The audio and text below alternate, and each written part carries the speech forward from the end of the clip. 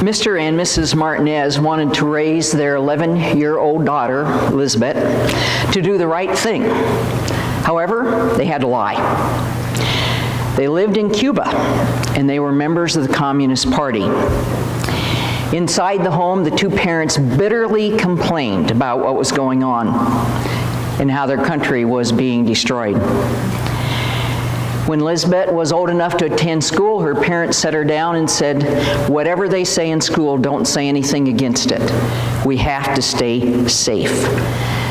And they taught her that to be quiet was necessary for the family to survive. Finally, the parents decided that they had to escape. They knew they could never get a visa, so what they did was the father started stealing inner tubes from a nearby trucking firm so that he could build a raft. Finally, in August 1994, the word came that security along the border was minimal, and if anybody was going to escape, it was time to do it now. So they built a raft of inner tubes and they sat their daughter down to explain this. They told her that it was very dangerous, but they had to go now, or they didn't know if life would continue for them. So they sat her down, and after that she left the room for a few minutes. Shortly after that, she came back. She came back with three things: her Bible, her violin, and her asthma inhaler. And she said, "I'm ready to go now."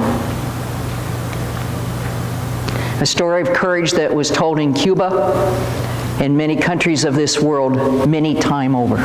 Think about what's going on in Turkey and Syria, and let the list go on. People brave enough to protect what they believed in and to care for their families, that they took big risks. So the question for us this morning is, are we willing to take big risks? When I wrote this in November, it probably meant something different to me and to some of you. But are we really the ones who are willing to take big risks, even the ones in which our belief systems, our self-perceptions, our history, our security blankets, all the rest, even our lives, might be in danger? Now, this is Epiphany Sunday, and I know that probably you're expecting an Epiphany sermon, so here it is. It's the quickest one you'll ever hear. Hang on.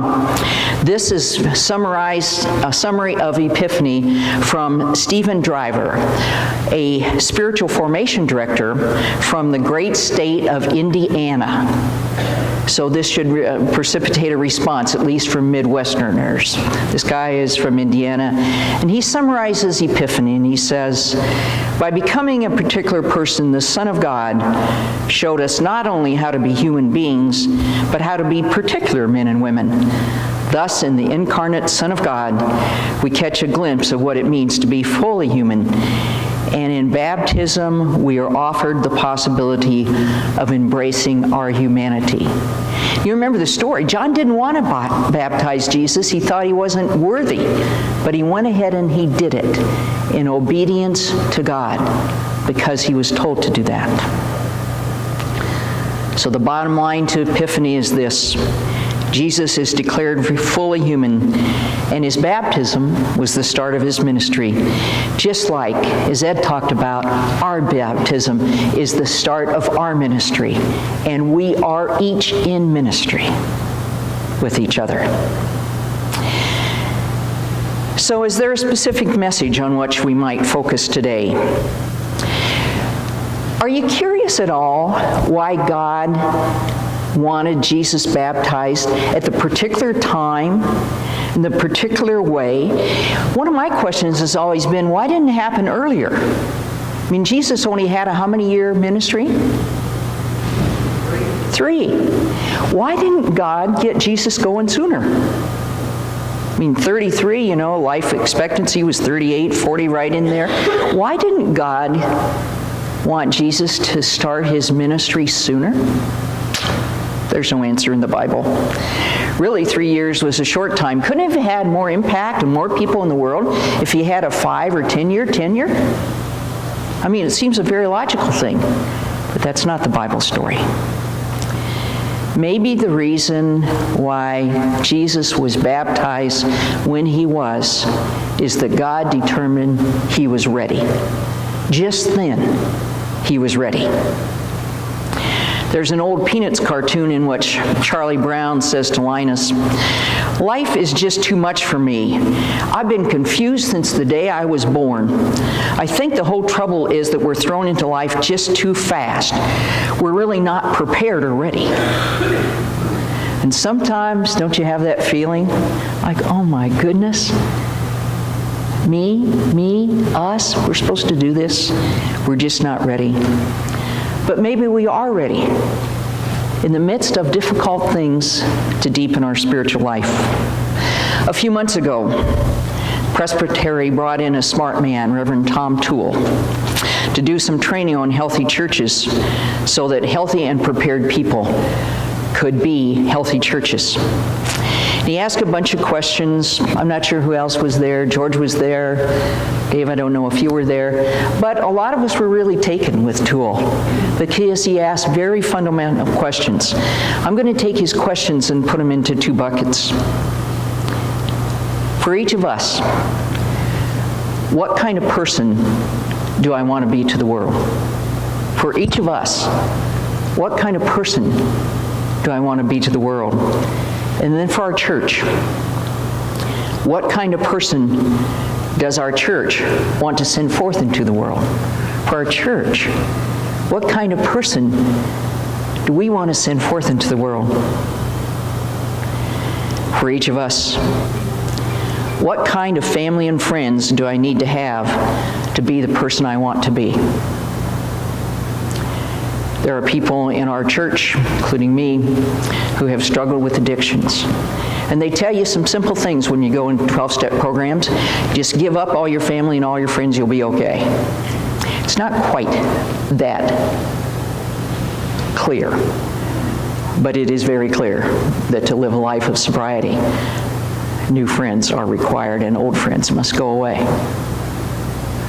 What does that say to us? For each of us, what kind of family and friends do I need to have to be the person I want to be? And then for our church, a wonderful church with wonderful, faithful, smart, caring, gracious, loving people.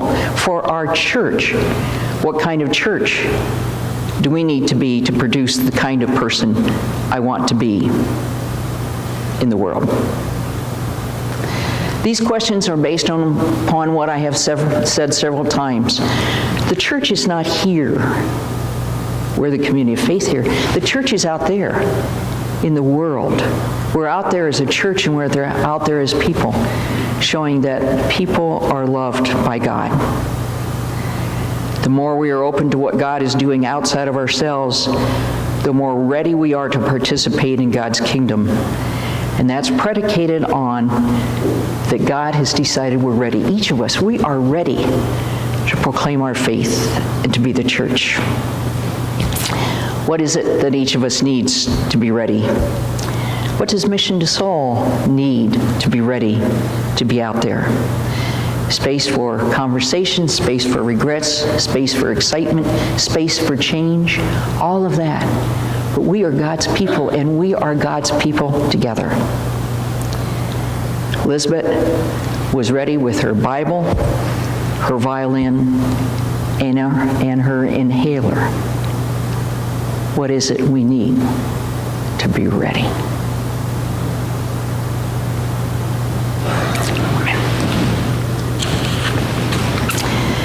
We come together as a community of faith, and in doing that, we share our joys and concerns.